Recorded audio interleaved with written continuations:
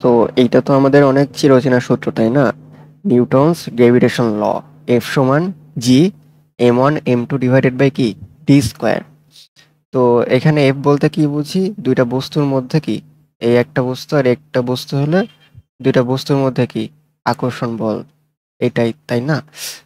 তো এটা হচ্ছে আমাদের এফ, এটা যদি এম ওয়ান, এটা যদি এম টু হয়, তাহলে কি এদের মধ্যবর্তী দূরত্ব কি ডি। শুধু কি এইটুকুই? এই যে ফর্মুলা, এই ফর্মুলার পরিচয় রহস্য শুধুমাত্র এইটুকুই নয়, এর মধ্যে আরো অনেক ব্যাপার আছে। তা আমি আগের ভিডিওতে তোমাদের বলেছিলাম, তুমি যদি যে কোনো ফর্মুলার ইন্ডিভিজুয়াল যে লেটারগুলো আছে, এই লেটারগুলোর পরিচয় যদি একটা দুইটা ওয়ার্ড দিয়ে জেনে ফেলো, তার মানে তুমি বুঝবা যে তোমার বেসিকে ঘাটতি আছে। এই যে আমি বললাম এফ সমান বল, বুঝবা বেসিকে ঘাটতি আছে। ডি সমান কি মধ্যকার দূরত্ব, বুঝে নিবা যে তোমার মধ্যে কি বেসিকের ঘাটতি আছে। তাহলে চলো আমরা একটু ভালো করে এফ, এম আর ডি এর পরিচয় গুলো জানার চেষ্টা করি। আমাদের যে এফ যেটা আছে না, এই এফটাকে আমরা বলবো সেন্ট্রাল ফোর্স। ব্যাখ্যা নেক্সট স্লাইড থেকে আমরা জানার চেষ্টা করব। এবং এই যে এফটা আছে, এই এফ হচ্ছে আমাদের কি শুধুমাত্র আকর্ষণ বল। আর আমাদের যে জি, আমরা কি জি মানে কি ইউনিভার্সাল গ্র্যাভিটেশনাল কনস্ট্যান্ট। এই জি এর কারণে আমাদের এই ফর্মুলাটা ইন্ডিপেন্ডেন্ট অফ মিডিয়াম, মানে কোনো মাধ্যমের উপর নির্ভরশীল না। Valid for only point mass, মানে বিন্দু ম্যাস বা বিন্দু ভরের জন্য এই সূত্রটা শুধুমাত্র কার্যকর। আর এখানে কি বললাম, একটা ইকুয়েশন দিছি F12 equal to minus F21। এটারও ব্যাখ্যা আমরা নেক্সট স্লাইড থেকে শুরু করব। আর এটা অনলি সিগনিফিকেন্স, শুধুমাত্র ভারী বস্তুর জন্য এই যে বলটা, এই বলটা শুধুমাত্র ভারী বস্তুর জন্য কার্যকরী হয়। এটার ব্যাখ্যাও পরের স্লাইডে আমরা জানবো। বাট বিষয় হচ্ছে এই যে আমাদের যে সূত্র, এই সূত্রে কিন্তু 6টা জিনিস আমাদের মাস্ট জানতে হবে আমাদের বেসিক ক্লিয়ার করার জন্য। তো প্রথম কন্ডিশনটা কি ছিল? 1 নাম্বার আমাদের কন্ডিশন ছিল আমাদের যে ফোর্স, সেটা হচ্ছে কি হবে সেন্ট্রাল ফোর্স। সেন্ট্রাল ফোর্স মানে কি? সেন্ট্রাল ফোর্স মানে হচ্ছে শুধুমাত্র সেন্টার দিয়ে যাবে। দেখো, আমার যে ফোর্স হইতেও তো পারতো এইরকম ফোর্স হইতো, এইভাবে এইভাবে আকর্ষণ করতেছে এরা একে অপরকে।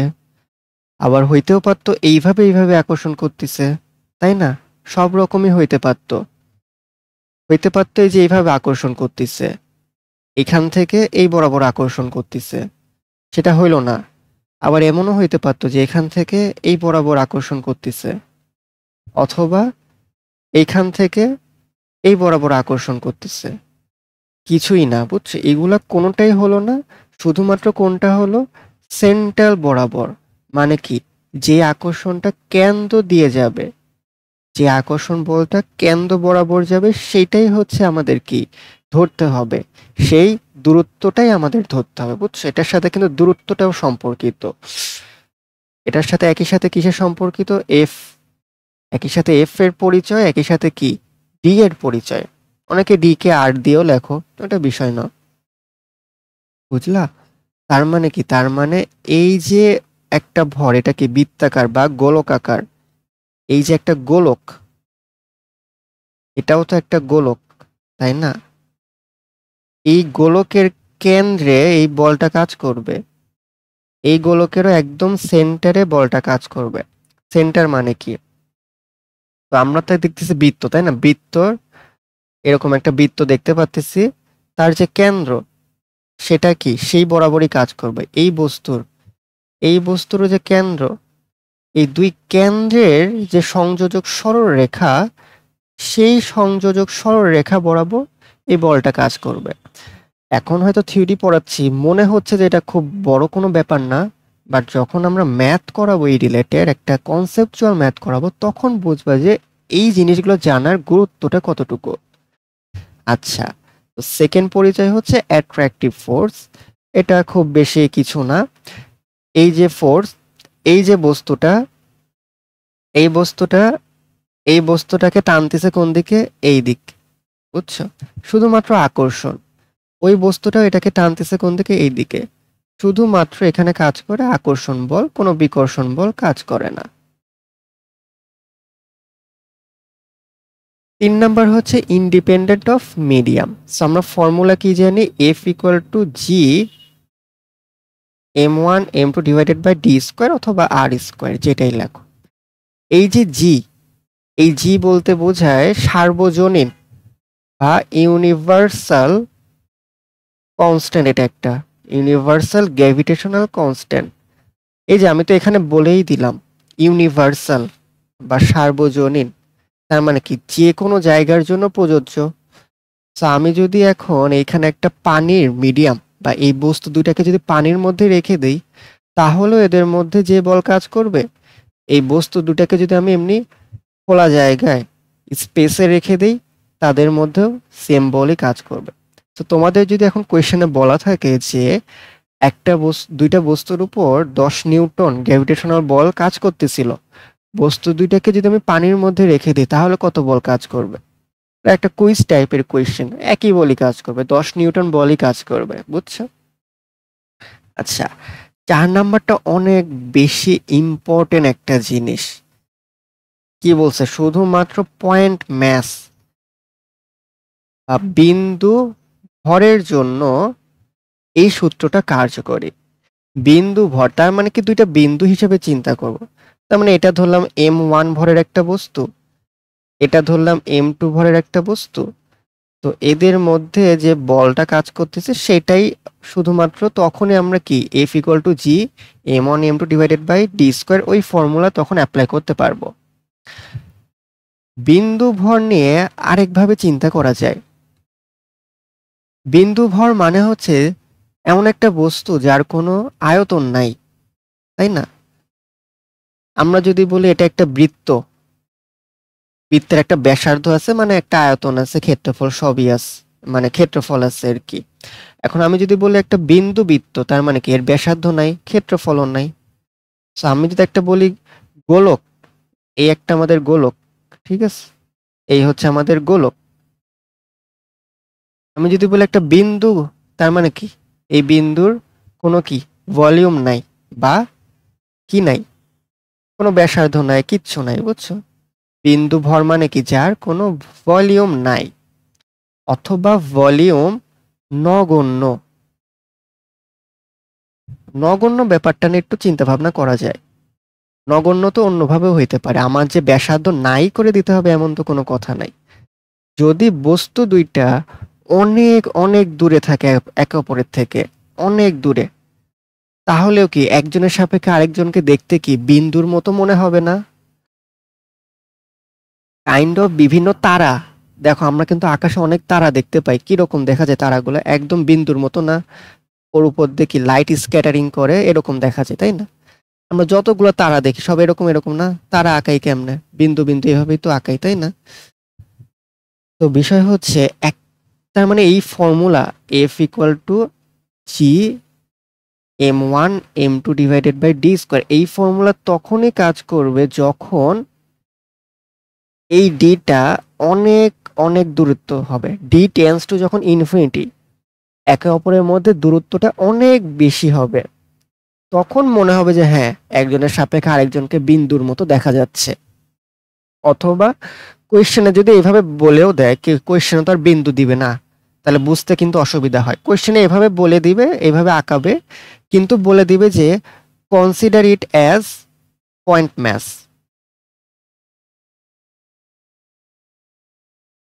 তোমাকে বলে নিবে যে ধরে নাও এগুলো বিন্দু বৃত্ত, ধরে নাও, ধরে নিতে হবে, বুঝছো? ধরে নাও এরা বিন্দু বিন্দু ভর, বুঝছো? কনসিডার করে রাখবে, অথবা আমরা কনভেনশনালি কনসিডার করে নেই যে যে কোনো এফ সমান জি m2 বাই ডি স্কোয়ার, তখন হচ্ছে আমরা কনসিডার করে নিই যে এরা হয়তো বা পয়েন্ট ম্যাস। বাট বিষয় হচ্ছে তুমি যদি এদেরকে অনেক কাছে রাইখা দাও, অনেক কাছে রাইখা দাও, ঠিক আছে, এই দুইটা বস্তু, আমরা কি জানি F is proportional to m1 m2, আর এফ ইজ কি proportional to 1 by d square, তাই না? তুমি যদি কাছে রেখে দাও একদম কাছে, তখন এই দুইটা রিলেশন মেনটেন নাও করতে পারে। এই দুইটা রিলেশনের মধ্যে এই যে নিচের যে রিলেশন দুইটাই আসলে মেনটেন করবে না, বুঝছো? এটাও মেনটেন হবে না, এইটাও মেনটেন হবে না যদি বস্তু দুইটা অনেক কাছাকাছি থাকে, যদি কাছাকাছি থাকে। কারণ কাছাকাছি থাকলে এদের মধ্যে কি একটা ভলিউম আছে, বুঝছো? কাছাকাছি থাকলে কি হবে, দেখো এটা এটা কাছাকাছি, এদের মধ্যে একটা দূরত্ব আছে, কিন্তু নিজস্ব একটা দূরত্ব আছে, আর আর ডিস্টেন্স, এর যে ব্যাসার্ধ এটা আছে। আবার এরা একে অপরের থেকে ডি দূরত্বে অবস্থিত। তার মানে কি এদের মধ্যে টোটাল দূরত্ব কত হয়ে যায়? টোটাল দূরত্ব বেড়ে যায় না? হুম, টোটাল দূরত্ব কিন্তু বেড়ে যায়। টোটাল দূরত্ব কত হয়ে যায়? আর প্লাস ডি প্লাস আর। বুঝছো? তার মানে কি আমার এই ফর্মুলাই কি, ফর্মুলাই চেঞ্জ হয়ে যাচ্ছে। শুধুমাত্র এই ফর্মুলা তখন কি অ্যাপ্লিকেবল না। চিন্তার কোনো ব্যাপার নেই, আমরা ম্যাথের মাধ্যমে পরে বোঝার চেষ্টা করব, আগে থিওরিটা বুঝে নাও ভালো করে। 5 নম্বরে কি বলছিল? 5 নম্বরে বলছিল যে F12 is equal to minus F21 vector sign. ভেক্টরের মাধ্যমে এই সূত্রটাকে প্রকাশ করা যায়। আমরা জানি বল কি, বল হচ্ছে আমাদের ভেক্টর কোয়ান্টিটি, তাই না? তার মানে অবশ্যই সূত্রটাকে ভেক্টরে প্রকাশ করতে হবে। সো আমরা আপাতত দূরত্ব নিয়ে চিন্তা করব, ঠিক আছে? আমরা বলতেছি এই যে বলটা, এই বলটা কি, এই যে এই ভেক্টর সাইনটা, এটা যদি 1 নাম্বার বস্তু হয়, এটা যদি 2 নাম্বার বস্তু হয়, তাহলে এই সাইনটা ইন্ডিকেট করতেছে 1 নাম্বার বস্তুর উপর বল 2 নাম্বার বস্তুর দ্বারা। নাম্বার বস্তুর উপর 2 নাম্বার বস্তুর যে গ্র্যাভিটেশনাল ফোর্স সেইটা।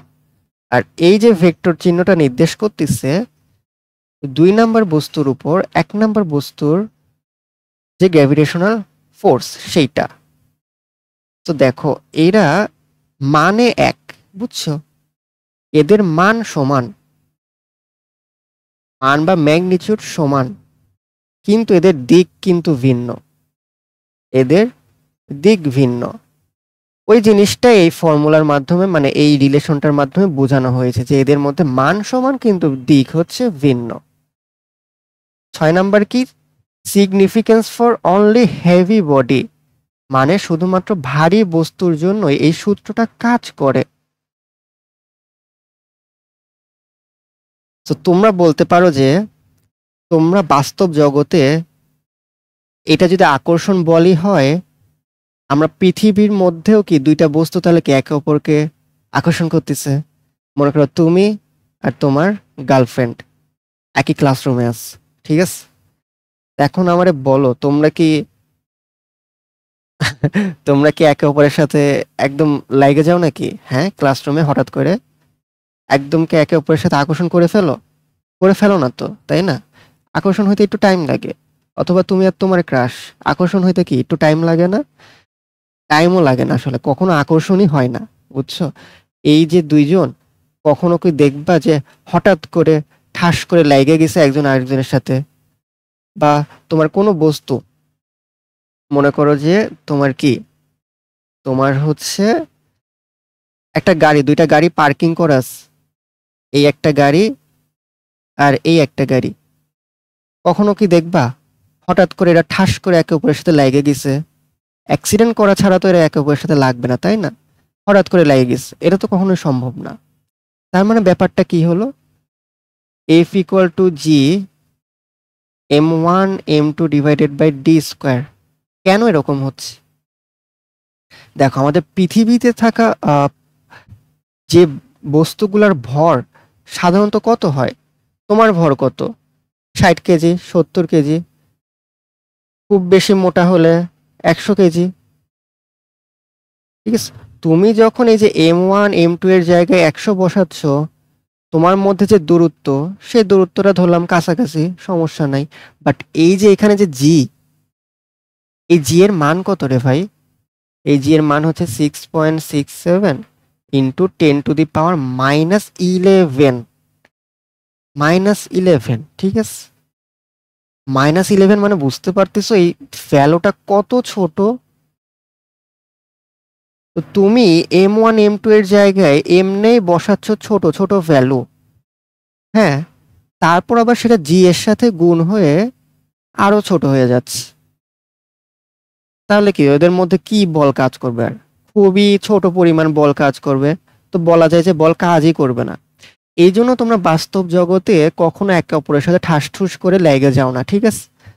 একমাত্র কি হয়, একমাত্র যেটা হয় সেটা হচ্ছে তুমি যদি একটা বিল্ডিং থেকে লাফ দাও, নিচে পড়ে যাবা, পৃথিবীর দিকে আকর্ষিত হবা। কেন? কারণ পৃথিবীর ভর অনেক বেশি, পৃথিবীর ভর এক্সট্রিমলি বেশি, বুঝছো? যখন ভর এক্সট্রিমলি বেশি হবে, ধরো 10, 20 হাজার বা 1 লাখ এত কেজি, তখন এটার সাথে যে এটা যখন গুণ হবে না, এটা 10,000 কেজি, আমরা এটাকে কিভাবে লিখতে পারি? 10 to the power 1, 2, 3, 4, 5, 6, 10 to the power 6। আর এই যে জি এর 10 টু দি পাওয়ার -11, এটার সাথে যখন গুণ হবে তখন কি হয়ে যাবে? 10 টু দি পাওয়ার -11 + 6 কত হয়? তোমার 10 টু দি পাওয়ার তখন -5 হয়ে যাবে, এই যে আস্তে আস্তে কমতিস। তো এই ভর 10,000 কেজি, এখানে কত লিখছি? এখানে তো অনেক লিখছি, তাই না? 10 লাখ কেজি লিখছি। তো এটা ধরো যে 10 টু দি পাওয়ার হলো 10, ভরটর মিলায়ে দুইটা ভর। ও, আমি তো একটা ভরের কথা বলছি শুধু। 10 টু দি পাওয়ার 6 এর সাথে আরেকটা ভর যদি অ্যাড হয়, তাহলে কি হবে? 10 টু দি পাওয়ার, দেখো আমি বলি আরেকটু ভালো মতো বুঝে, সূত্র দিয়ে বুঝাই, ঠিক আছে? আচ্ছা, মনে করো M1 হচ্ছে কি? M1 হচ্ছে 10 to the power 6 kg, M2 10 to the power 6 kg. G এর ভ্যালু কত ছিল? 6.67 ইন্টু 10 টু দি পাওয়ার -11, কিছু একটা একক। আমরা শুধু 10 টু দি পাওয়ার -11 নিয়ে কাজ করব। তো আমাদের ফর্মুলা কি? F equal to G M1 M2 divided by কি? ডি স্কোয়ার না? মানে জি এর সাথে তো M1 M2 গুণ, শুধুমাত্র এটা নিয়ে চিন্তা করো, জি এর সাথে M1 M2 গুণ। তার মানে আমি যখন M1 M2 গুণ করতেছি 10 টু দি পাওয়ার, তখন কি হচ্ছে? 6 আর 6 মিলে 12 হচ্ছে, তার সাথে জি এর যে 10 টু দি পাওয়ার -11 এইটা গুণ। তো এটা হিসাব নিকাশ করলে কত হয়? 10 টু দি পাওয়ার 1 না? এই যে এখন এই জিনিসটা একটা সিগনিফিকেন্স মিন করতেছে, 10, বুঝছো? এখন মোটামুটি এই বলটা কি অনেক মোটামুটি লেভেলের একটা বল, যেটা ইগনোর করা যাবে না। তো এই জন্যই বললাম যে এই সূত্রটা শুধুমাত্র ভারী বস্তুর জন্যই কাজ করে। আমাদের মতো 5 কেজি, 10 কেজি, 50 কেজি, 100 কেজির জন্য বা 1000 কেজির জন্য খুব বেশি একটা কাজ করে না। আশা করি বুঝতে পেরেছো। এইবার দুইটা ম্যাথ করি। একটা ম্যাথ, প্রথম ম্যাথ হচ্ছে দুইটা বস্তুকে অনেক কাছাকাছি রাখা হয়েছে। এই দুইটা বস্তুর যে এই দুইটা বস্তু হচ্ছে স্ফেরিক্যাল অবজেক্ট বা গোলাকার বস্তু, যাদের ব্যাসার্ধ যেটা সেটা হচ্ছে আর, ব্যাসার্ধ হচ্ছে কি? আর, বুঝছো? দুইটা বস্তুই তোমার কি একই ম্যাটেরিয়াল দিয়ে তৈরি, তার মানে দুইটা বস্তুরই যে স্পেসিফিক ডেনসিটি বা শুধু ডেনসিটি সেম, দুইটা বস্তুর ভরও সেম, বুঝছো? এই কন্ডিশনগুলো দেওয়া আছে। এখন আমাকে মনে করো এমসিকিউ আকারে জানতে চেয়েছে, আমাদের এখানে অপশন দেওয়া আছে, অপশন, অপশনে বলা হচ্ছে এদের মধ্যে যে গ্র্যাভিটেশনাল ফোর্স সেইটা আর এদের মধ্যকার যে ডিস্টেন্স, এদের রিলেশনটা কিরকম? এটা কি F is proportional two 1/r²? এটা কি F is proportional two r⁴? এটা কি F is proportional two 1/r⁴? নাকি এটা এফ ইজ প্রপোর্শনাল টু শুধু r²? কোন অপশনটা সঠিক হবে? এখন তোমার কাছে যদি থিওরি জানা না থাকে, তুমি বলবা যে আমরা তো জানি F is equal to G M1 M2 divided by d square, বা এদের মধ্যকার দূরত্ব যদি r² ধরি তাহলে r²। তো এখান থেকে তো আমরা দেখতেই পাচ্ছি F is proportional two 1/r²। তার মানে দাগাও অপশন কোনটা? অপশন 1 দাগাও। ভাই, ভুল হয়ে যাবে, ম্যাথটা ভুল হয়ে যাবে, বুঝছো? এখানে অনেক ব্যাপার স্যাপার আছে। আমরা এতক্ষণ যে 6টা পরিচয় পড়লাম বা 6টা বৈশিষ্ট্য পড়লাম, সেই 6টা বৈশিষ্ট্যের মধ্যে কোনো একটা বৈশিষ্ট্য বা 2টা বৈশিষ্ট্য কাজে লাগাইতে হবে এখন, বুঝছো? না হলে তোমরা ধরা খাবা। আচ্ছা, এখন বলো এদের মধ্যবর্তী যে দূরত্ব, এই দূরত্বটা আসলে কত? এদের মধ্যবর্তী যে সরলরৈখিক দূরত্ব, সেটা কি আর প্লাস আর না? তার মানে কি 2r গেল। এখন এদের যে তোমার কি বলবো, এদের যে আকার, এদের আকার তো অ্যাভয়েড করা যাচ্ছে না, এরা একে অপরের অনেক কাছে, তাই না? তার মানে কি একটা ভলিউম থাকবে, হ্যাঁ একটা কি থাকবে, ভলিউম বা আয়তন থাকবে একটা। তাহলে একটা স্ফেরিক্যাল অবজেক্ট বা একটা গোলাকার বস্তুর আয়তনের ফর্মুলা কি? 4/3 পাই আর কিউব, এইটা না একটা গোলাকার বস্তুর কি আয়তনের ফর্মুলা? এইটা। তো এর যে ভর যেটা দেওয়া আছে, ভর ভর কি আর শুধুমাত্র এম লেখা যাবে, নাকি এম সমান ভি ইন্টু ডেন্সিটি বা ঘনত্ব, এটা লিখতে হবে? ভরের ফর্মুলা এটা না। তার মানে আমাদের কি আসবে, আমাদের লিখতে হবে 4/3 পাই আর কিউব, এম এর জায়গায় লিখতে হবে এইটা। বুঝা গেল? তার মানে আমার যে সূত্র F equal to G m1 m2 divided by d square, এইখানে আমরা কি কি লিখবো, m1 এর জায়গায় কি লিখবো, 4/3 পাই আর কিউব, 4/3 পাই আর কিউব। m2 যেহেতু সেম ভর, তার মানে কি এটাও 4/3 পাই আর কিউব, আবার ব্যাসার্ধ সেম, তাই এইটা। আর ডি স্কোয়ার মানে কি 2r, এইটার হোল স্কোয়ার। সো আমি যদি সম্পর্ক স্থাপন চেষ্টা করি শুধুমাত্র এফ আর আর এর মধ্যে, তাহলে আর হিসাব নিকাশ করলে আমরা শুধুমাত্র কি পাবো, শুধুমাত্র আর হিসাব নিকাশ করতেছি, বাকিগুলো তো কনস্ট্যান্ট। তার মানে r cube into r cube divided by কি আর স্কোয়ার, শুধুমাত্র এইগুলো হিসাব নিকাশ করতেছি। তাহলে উপরে কি হবে, আর কিউব ইন্টু আর কিউব কি হয়, আর টু দি পাওয়ার 6, তাই না? উপরে আমাদের কি হবে, উপরে আমাদের হবে r to the power 6, r to the power 6 divided by r to the power 2, তাহলে কি হবে আর টু দি পাওয়ার 4 না? অর্থাৎ F is proportional to r to the power 4, এইটা হচ্ছে আমাদের সম্পর্ক। এই কন্ডিশনের জন্য আমাদের বস্তুর মধ্যে যে অভিকর্ষীয় বল আর যে আমার দূরত্ব, তাদের সম্পর্ক হচ্ছে এইটা, আমার এই পার্টিকুলার কন্ডিশন। যখন বস্তুটা কাছে থাকবে এবং একে অপরের মধ্যে একদম লাগানো থাকবে, তাও তো তাদের মধ্যে আকর্ষণ করবে, তাই না? কিন্তু এই আকর্ষণ বলটা কোথায় কোথায় কাজ করবে, এই আকর্ষণ বলটা কাজ করবে বস্তুদ্বয়ের ভর কেন্দ্র, এই ভর কেন্দ্র বরাবর শুধুমাত্র আকর্ষণ বলটা কাজ করবে, বাকি জায়গায় এইখান থেকে এইখানে আকর্ষণ বল কাজ করবে না, ধরা হয় শুধুমাত্র কেন্দ্র বরাবর কাজ করবে, বুঝছো? তো আরেকটা ইন্টারেস্টিং ম্যাথ আইডিয়া নিয়ে একটু দেখি। এই যে এইটা, এই বস্তু দুইটা একে অপরের এই যে দূরত্ব, এই বস্তু দুইটার প্রস্থ হচ্ছে কত ধরবা, ধরে নাও এটা এল, এটাও এল, এদের মধ্যে যে প্রস্থ এটা হচ্ছে এল। এইটার যে দৈর্ঘ্য, এইটা ধরে নাও 4l, আর এইটার যে দৈর্ঘ্য এটা ধরে নাও 2l,